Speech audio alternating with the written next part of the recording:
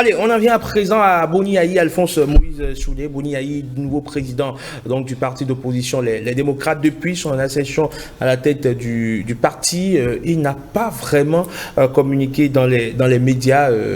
Aucun média n'a encore en tout cas eu le scoop, sinon l'exclusivité d'avoir Boni Yayi pour expliquer les raisons qui ont motivé son choix de revenir au devant de la scène politique. Une chose est sûre, en déplacement à Dassa, le week-end écoulé, il a quand même pris la parole dans un palais royal pour expliquer un certain nombre de choses et de ce qu'on a pu entendre donc de la bouche du président, de l'ancien président de la République, c'est qu'il a toujours envie de marcher, de danser, de chanter avec le peuple. Mais ce qui a changé désormais, dit-il, c'est qu'il le fait désormais pour la gloire de Dieu. Sa politique, lui, est certain, on peut faire la politique pour la gloire de Dieu. Moi, c'est ce que j'ai dit la dernière fois sur le plateau. Je dis que Boni Yayi, c'est un populiste. Il peut haranguer la foule, mais en matière de stratégie, Boni Yayi n'est pas un fin stratège. Je dis, qu'est-ce que la politique vient chercher avec Dieu? Qu'est-ce que la politique vient chercher avec Dieu? C'est pas possible. Je dis, il faut qu'on... Moi, j'ai lu, hein, on en parle. Écoutez. La politique, ce n'est pas ce qui est dit, c'est votre comportement qui retrace ce que vous voulez faire en politique. Et je dis, quand on a parlé d'une certaine prophétie qui dit que vous allez faire 2 mandats, mais vous n'allez pas quitter le terrain politique. Moi, je voudrais que Boni Yayi, qu'il nous démontre sa bonne foi dans la politique en disciplinant d'abord les députés, les 28 députés de la minorité parlementaire. Il faut qu'on soit d'accord. C'est lui qui a dit ça. Mais aujourd'hui, moi, j'attends de Boni Yayi en tant que président du Parti Les Démocrates qu'il fasse avancer la démocratie de notre pays. Et je voudrais dire qu'on laisse Dieu en dehors de ça. Dieu nous a donné la faculté de réflexion pour que nous puissions agir pour le bonheur de nos semblables. Quand vous venez en politique, en tant que chrétien, que vous devez vous comporter en chrétien, vous agissez en respectant les prescriptions de Dieu. Il faut aimer son prochain comme soi-même. Fais à l'autre ce que tu aurais souhaité qu'au moment opportun qu'il te fasse. Donc j'attends Boni Yayi. Parce que, qu'il me le permette, moi je ne crois plus en ses paroles. Parce que quand il quittait le pouvoir, il nous a dit, Ubi et Orbi, qu'il deviendrait pasteur, qu'il allait se consacrer à l'œuvre de Dieu et diable. Que vient-il chercher? Ce n'est pas faux. On a découvert qu'est-ce qui vient de l'Éternel. Oh là là, moi je suis chanteur, je sais ce que ça veut dire. Écoutez, il ne faut pas juste prendre une guitare, improviser une chanson, non. Quand on veut chanter... Vous semblez banaliser le fait. Oui, il semblait pourtant sérieux dans sa démarche. Ce que je dis, moi j'ai l'habitude de prendre les gens au mot. Il aurait pu quitter le terrain de la politique tout en étant pasteur, participer à assainir le terrain politique. Mais il est pasteur. Boni Yayi. Moi, je sais pas il prêche la parole de Dieu. Mais prêcher la parole de Dieu ne pas dire qu'on est pasteur.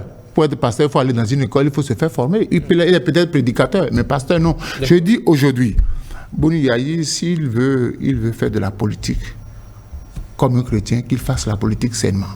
Et quand je dis sainement, je reviens sur les députés. Parce que, je ne sais pas si vous avez suivi Eustache Akovi, qui dit, je vais rejoindre le professeur. J'ai dit sur votre plateau, ce n'est pas en criant Ubi qu'on a introduit une loi d'amnistie. Vous pensez que la mouvance va accepter qu'une loi d'amnistie vienne de l'opposition? C'est pas possible. C'est pas possible. Il faut que Boni Yayi dise ça aux gens. Si vous voulez faire de la politique, apprenez à être humble. C'est ça l'humilité. Un chrétien est humble. Et je demanderais à Boni Yayi qui parle il fait la politique pour la gloire de Dieu, d'être humble. On ne répond pas à tout. Parce que son intervention au palais, c'est qu'il répondait à quelqu'un. Lisez les journaux, ils vont vous dire que Boni Yayi répond à ceux qui disent qu'est-ce qu'il est venu chercher en politique. Et il a donné des exemples. Il a donné l'exemple de Soglo, il a donné l'exemple de Barack Obama, il a donné l'exemple de Gbagbo. Parce qu'on ne va pas prendre ce qu'il a dit là comme ça. C'est un discours qu'il a tenu et tous les éléments du discours se tiennent. On s'attendait justement à ce que Boni Yayi prenne la parole pour expliquer son retour sur... Non, vous savez, aujourd'hui, Boni Yayi est président d'un parti politique. Et les idées développées par Boni Yayi seraient désormais les idées qu'on va prêter au Parti Les Démocrates. Il faut que désormais, que Boni Yayi ne tienne pas n'importe quel discours, quand il veut parler, il faut qu'il consulte les membres de son bureau parce que les autres seront appelés. Vous invitez sur votre plateau un membre du Parti Les Démocrates, forcément vous allez ramener le discours de Boni Yayi. Il faut que chacun soit prêt à assumer. Donc, je dis au président, c'est vrai qu'il est président, c'est vrai qu'il aime haranguer la foule, mais désormais il est dans une position où il doit mesurer tous les mots qu'il utilise. D'accord. Docteur Paul-Marie Ouesso, Boni Yayi n'a quand même jamais caché ses intentions. On l'a découvert, où on a vu durant tout son mandat, ses 2 mandats constitutionnels à la tête du Bénin, il n'a jamais cessé d'évoquer la gloire de Dieu sur le Bénin à l'occasion de ses prises de parole, de ses discours.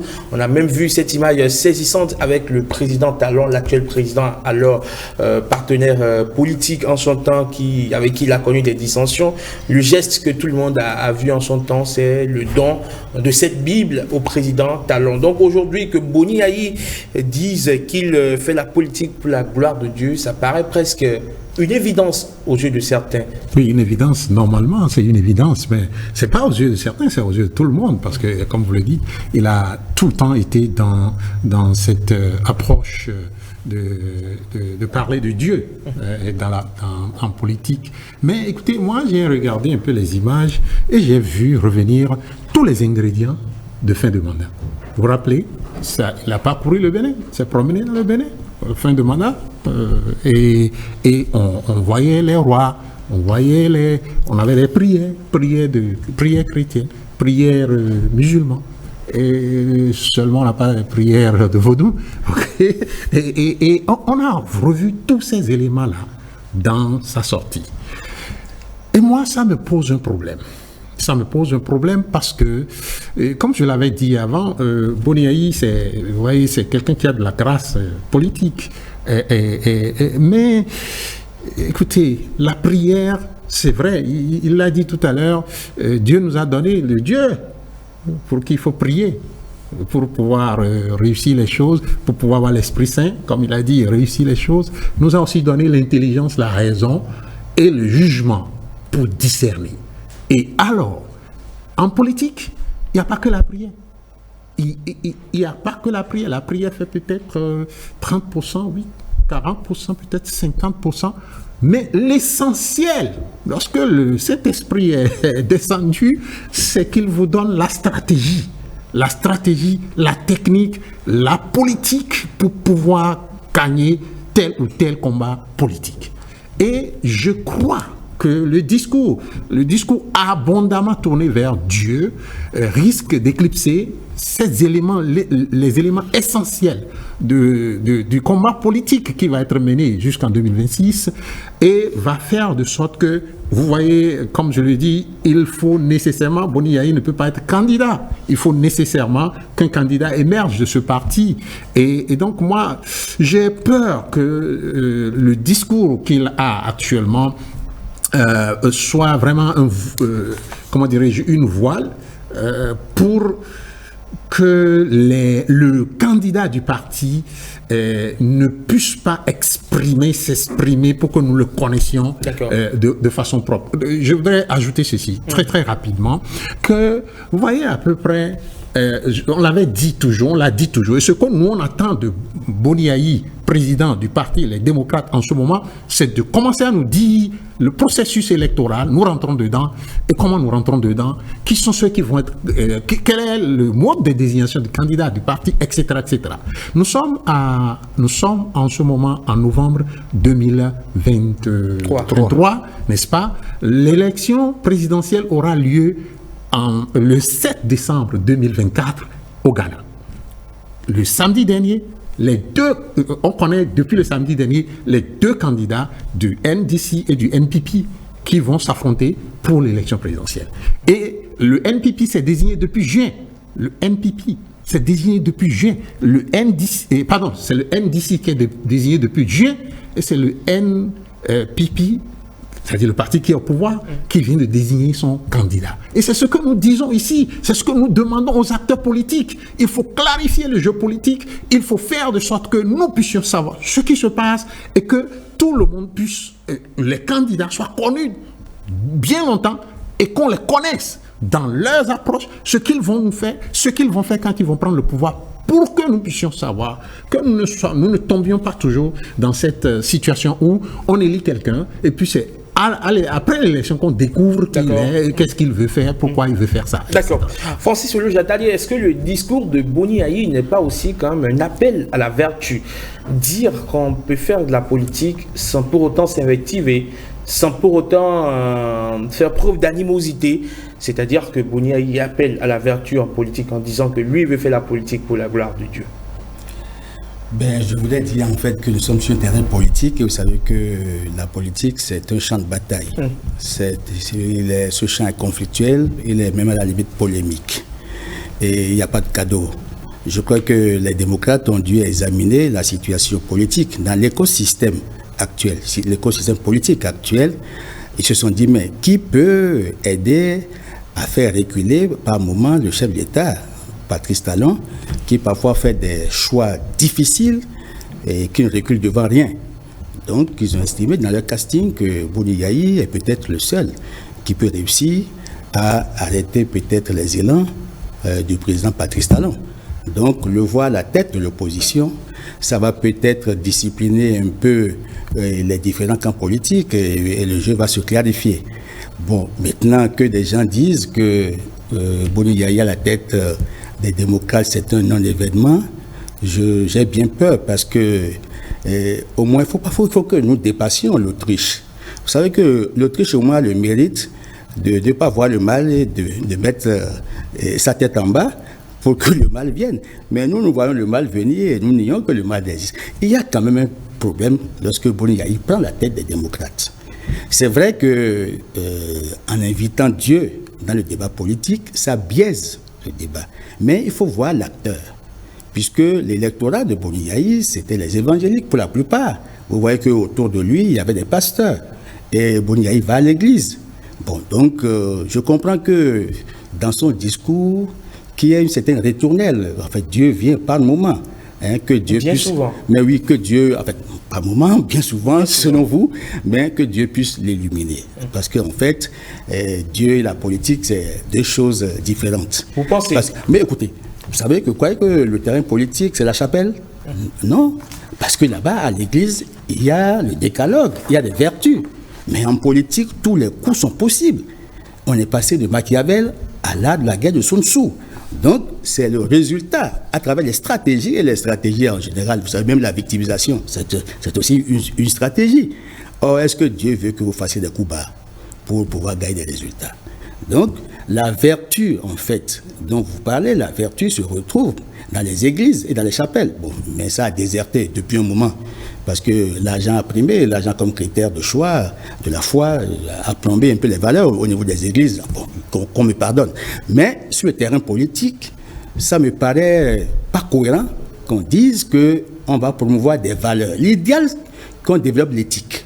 On peut chercher à promouvoir l'éthique, mais c'est encore difficile.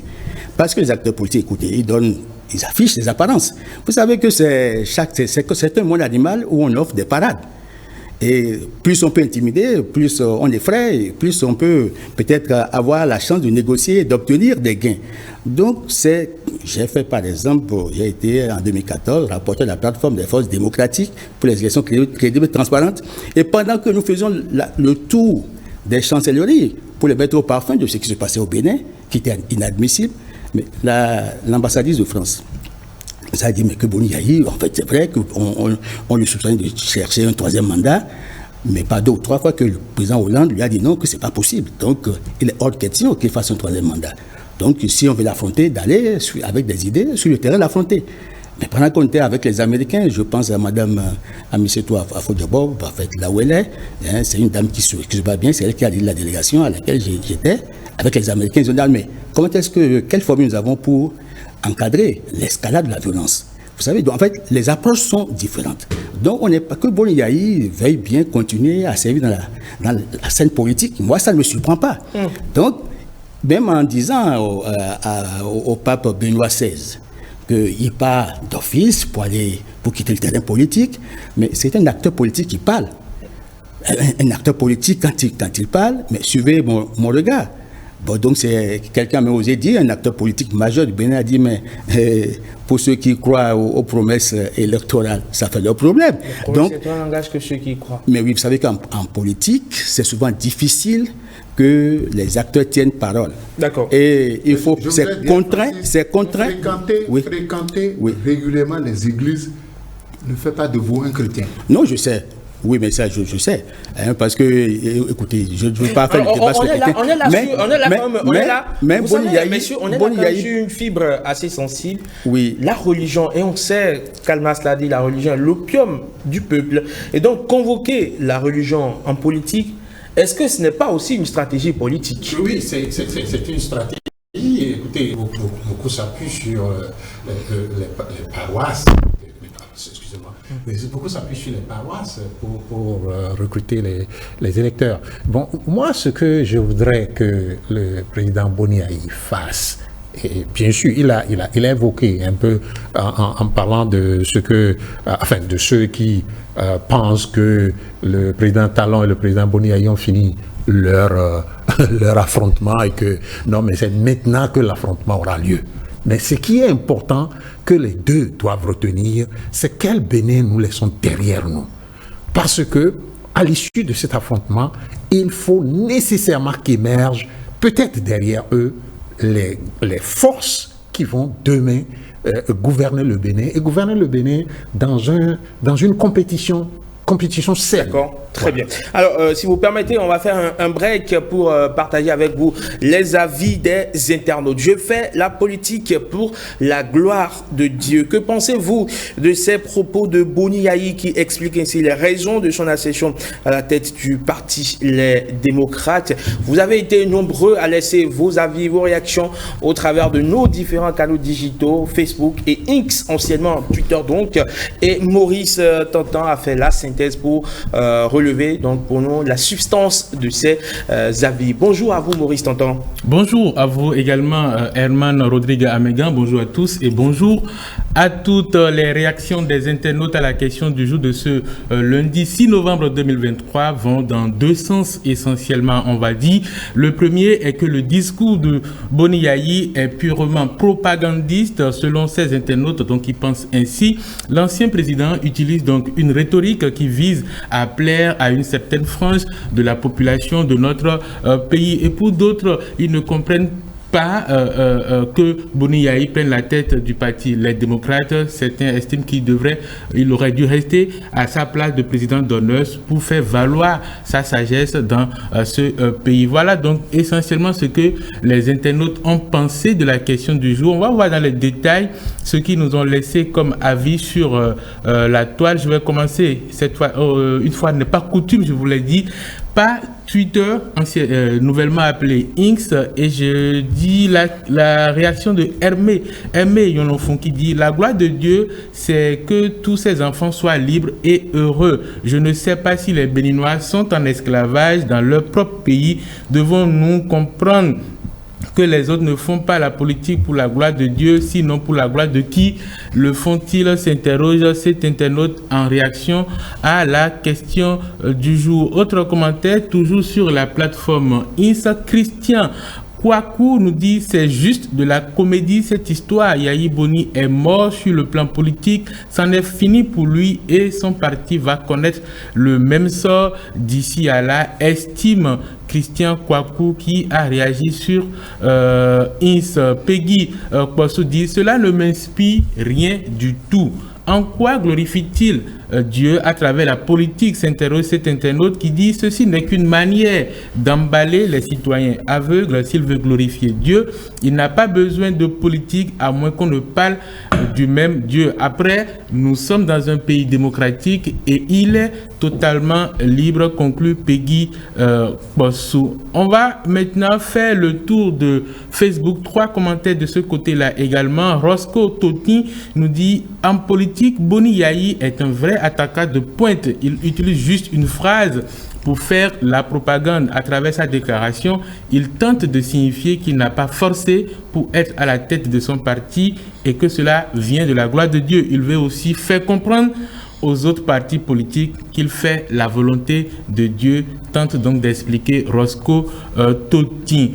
Mettons-nous à Danhou dit, en toute chose, nous devons rendre gloire à Dieu et lui seul. L'ex-président s'est trompé de chemin en se retrouvant à la tête du parti Les Démocrates. Il serait plus honoré dans sa posture de président d'honneur afin de faire valoir sa sagesse. On va terminer donc avec le commentaire de Jean Zounon qui dit « Aucun humain ne fait la politique pour la gloire de Dieu, car la politique ne rime pas avec les commandements de Dieu. Si le président Boni Yayi pense qu'il fait la politique pour la gloire de Dieu, il doit donc pardonner, éviter la vengeance et respecter les lois de la République, qu'elles soient bonnes ou mauvaises. » Voilà ce que les amis internautes ont dit.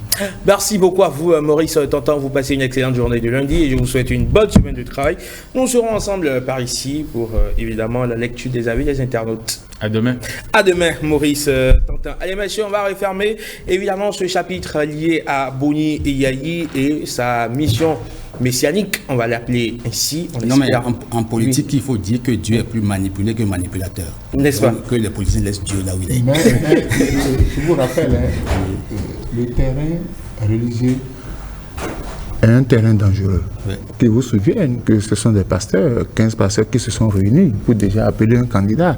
Et c'est sur le monde évangélique, Boni Yayi étant bien assis dans le monde évangélique, il faut savoir que le combat politique risque d'être transporté dans le milieu religieux. Et ça sera très dangereux pour le peuple béninois. Donc faisons attention. Le combat politique, donc dans les chapelles, c'est ce qu'il faut craindre. Il faudrait aussi souligner ceci, c'est-à-dire que, comme je l'ai dit, il y a cet aspect que, vous voyez, on n'a pas vu le premier vice-président du parti lors de cette sortie. Ce n'est que la première sortie. Et on ne l'a pas vu. Et on peut se poser des questions. Parce qu'avant que Boni Yayi ne devienne président du parti, on l'a vu avec Boni Yayi dans le nord, enfin à la frontière du Niger. Donc on peut se poser des questions. Et c'est surtout qu'il ne faut pas voiler les choses par la question religieuse. Il faut être dans la stratégie, la réflexion et savoir que ce qu'on a devant, c'est justement le même comportement qu'il y a au Parlement avec les députés qui votent dans le même sens tout le temps. Là, si vous faites comme ça, vous êtes lisible et on va faire de vous une seule bouchée. D'accord. Très bien. Allez, on va boucler sur le sujet. D'accord. En fait, il faut dire que Boni Yayi était allé à Dassa pour assister l'ambassadeur Rufin Zomaou, en fait, son ambassadeur qui était au Japon, qui est pleuré. Et là, c'est une occasion pour passer son message. D'accord, très bien. Donc, il dit qu'ils sont passés à côté, ça se comprend. D'accord, allez, on en vient à présent à cette petite balade dehors, puis retour à la case-prison. Moussa Dadis Camara, qui a été libéré par un commando et quelques heures plus tard, il est de retour lui-même, après avoir expliqué, Francis Olujatade, qu'il s'agissait d'un enlèvement auquel il a pu s'échapper. Donc, il faut dire évidemment que c'est une opération, une attaque qui a été organisée par un commando qui n'a pas été encore identifié, inconnu jusqu'à présent.